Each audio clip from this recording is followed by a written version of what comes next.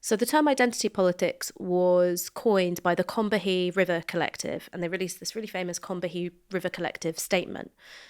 And their idea of identity politics was fundamentally anti-capitalist, and the importance of identity was that it gave them a vantage point on the labour market. So being Black American women, that gave them a point of view on how capitalism worked. That was the point. It wasn't that, we've won the identity Olympics because we've got all these intersections. It was, this gives us a sense of what's really going on here.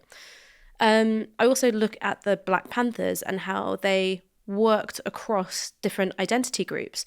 They really didn't think that language was that important. They weren't, hung up on what kind of symbols or language, poor whites from Appalachia were using. They were like, okay, you're anti-capitalist, we're anti-capitalist, let's go.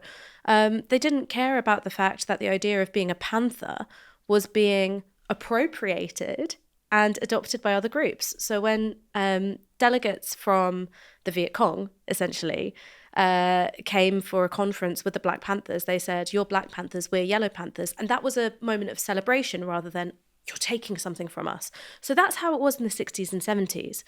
I think what happens in the 80s is that you've got the rise of the neoliberal political subject, atomized, competitive, and also a product of what neoliberalism is doing to the institutions which would produce class consciousness, which I argue are industrial labour and what that does geographically, holding communities together, the trade union movement, and council housing, particularly in the UK.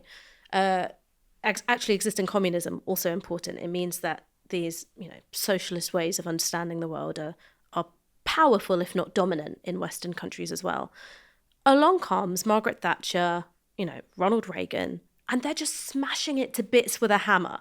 And my argument is that they're doing so deliberately. They're doing this not just because they're ideologically opposed to things like council housing or organised labour, but because it produces a new kind of political subject. Margaret Thatcher famously said, economics are the method, the object is to change the heart and soul. And I think that she did that.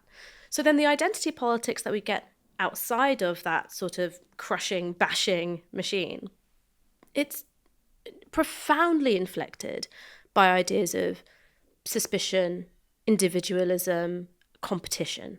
And the fact that the left is so attached to these really individualistic models of identity politics, I think it's hamstringing us. Like it's utterly hamstringing us. But we don't want to give it up because we think it means betraying the cause of anti-racism. I actually think it's kind of the opposite. I think that this means that the cause of anti-racism will be doomed to fail. Do you think identity politics is making racism worse or has made racism worse? There's an argument which is that the legacy of... Now, look, I'm not saying I think that. This is what we're going to discuss over the next 90 minutes or whatever.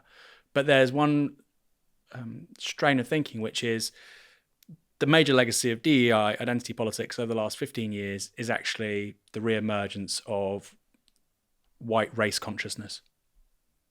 That's how maybe somebody on the far right would put it. They would say, thank you, great, you did us such a big favour. Where would you sit on that? I think that's a really interesting question, and listening to it, I wish that I'd addressed it in the book directly. Did it make racism worse? It depends what you think racism is. So if you look at racism as something which is about cultural and social norms, I think that the rise of woke politics, DEI, what I call liberal identity politics, has definitely generated a backlash, right? That's, I just think, undeniable. That's not just to do with racism. There was a quote in the Financial Times, which was someone who, worked in quite a high-powered corporate job, boasting that the end of woke and the return of Trump meant that he could use words like retard and pussy again in the workplace. So there's definitely something about this kind of liberal identity politics, the way it's played out through workplaces and HR departments, and there being this sort of desire to return to, obnoxious, offensive language. What kind of impact did liberal identity politics have on what we might call structural or institutional racism? Really the answer is none.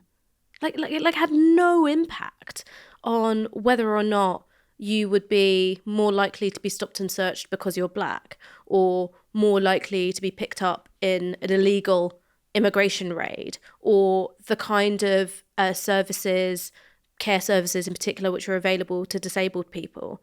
So I think it was Talman Joseph Smith who tweeted this recently. He's an economics reporter for the NYT, which is that all of the gains of woke were cultural and representative and linguistic. So what were the gains of woke?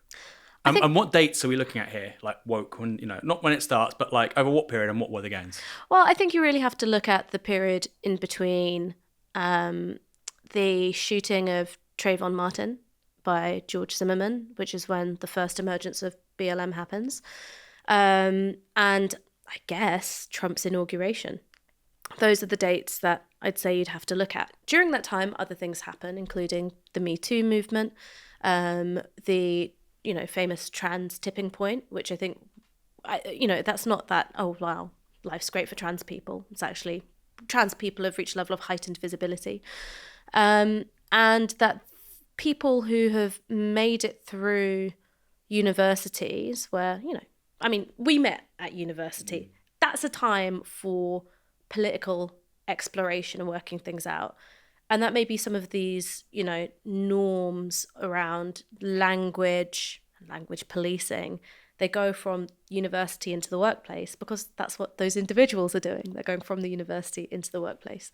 So I think those are the dates that you'd be looking at for, the heyday of liberal identity politics.